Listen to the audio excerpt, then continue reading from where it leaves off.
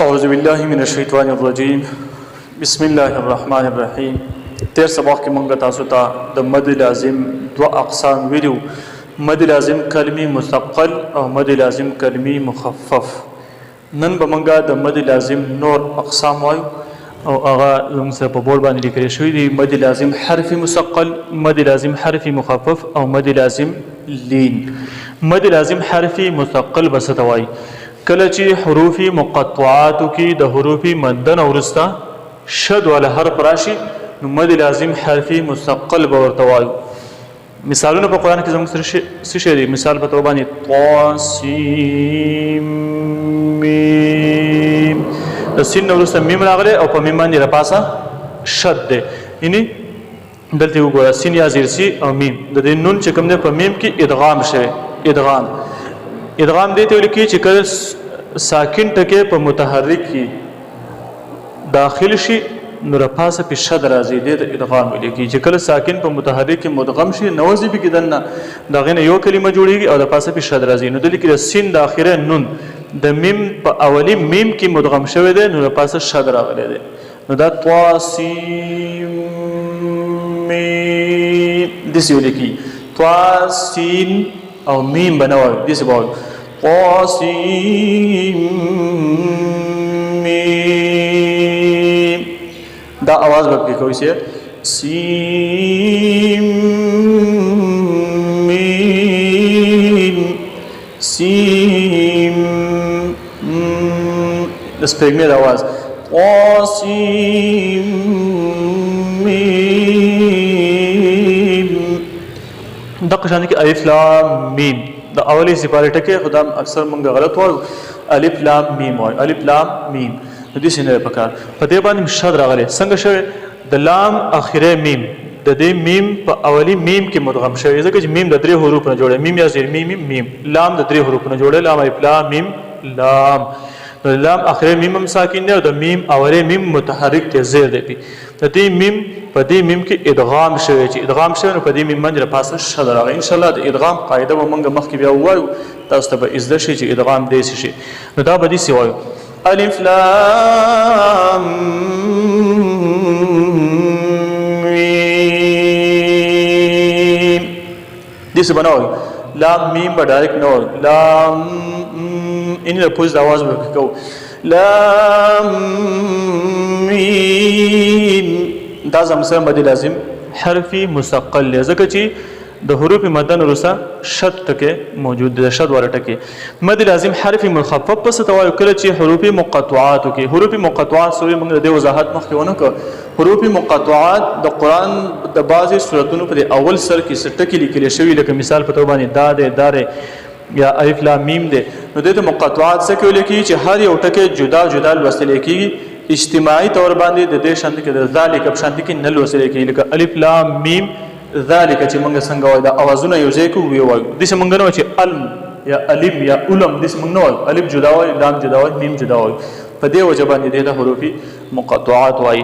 نو کله چې حروف مقطعاتو کې د حروف مدن وروسته سکون اصلي راشي، د سکون اصلي وضاحت موږ په تیر کلاس کې کړی چې هغه ټکی چې په کوم باندې په قرآن کې ساکن د الله د طرف نه لاغلی نازل شوی وي نو هغې ته سکوني اصلي وایي.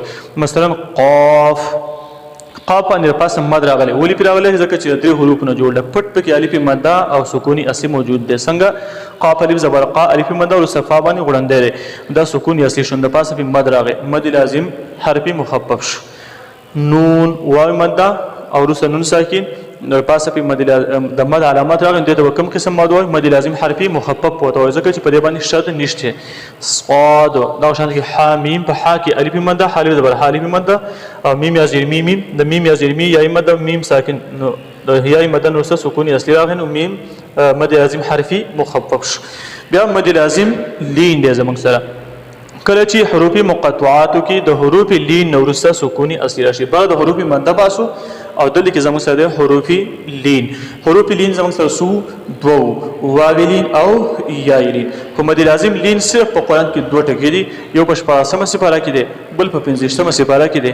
د 14مه سپاره چې کوم حرف دی نو هغه دار زموږ سره مد دی، هغه دا دی کاف ها یا عین صاد. ان دلته عین ده نو عین یا زبر عی د یا لین او نون ساکن راغلی نو مد لازم لین شو حمیم عین سین قاف د عین وګور ما تیر نشان کړي ځکه چې دلته کې پر عین کې شي کېږي مد لازم لین کېږي عین بنو عین بوای عین یا زبر عی یا لین او نون ساکن مد لازم لین شو دا زموږ سره د نن ورځې سبق شو ان شاء الله زه امید ساتم چې دا به تاسو ته یاد شوي راځئ چې حدر یو رکوع واورو أعوذ بالله من الشيطان الرجيم بسم الله الرحمن الرحيم وإذ أخذنا ميثاق بني إسرائيل لا تعبدون إلا الله بني اسراء بني کی مدی منفصل دی اسرائی کی بیا مدی متصل دی رابط کی غټوایو لا تعبدو کی الف مد او واو مد الا الله کی بد الله نوم پټوای اوس په کې د اجازه کو چې دا قواعد مونږ ویل دي چې دا مونږ ته ذهن کې تازه کیږي وبالوالدين إحسانا وذي القربى واليتامى والمساكين وقولوا للناس حسنا وأقيموا الصلاة وآتوا الزكاة ثم توليتم إلا قليلا منكم وأنتم معرضون وإذ أخذنا ميثاقكم لا تسفكون دماءكم خلقوا وإذ أخذنا ميثاقكم أنا ميثاقكم يا مدة بك موجودة ثاك ألف مدة لا تك ألف ما كوك واي مدة دماءك بيا مدي متصل وإذ أخذنا ميثاقكم لا تسفكون دماءكم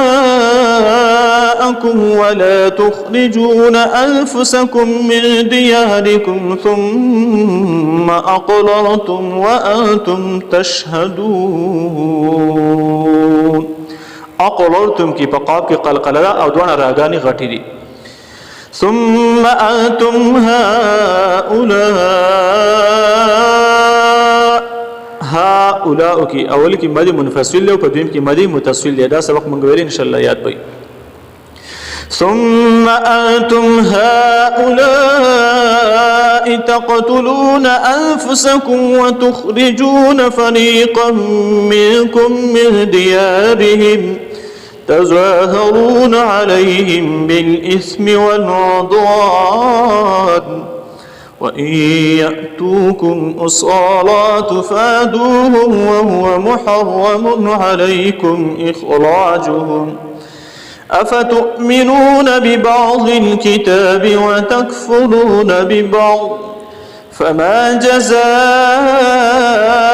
من يفعل ذلك منكم إلا خزي في الحياة الدنيا ويوم القيامة يردون إلى أشد العذاب وما الله بغافل عما تعملون أولئك الذين اشتروا الحياة الدنيا بالآخرة فلا يخفف عنهم العذاب ولا هم ينصرون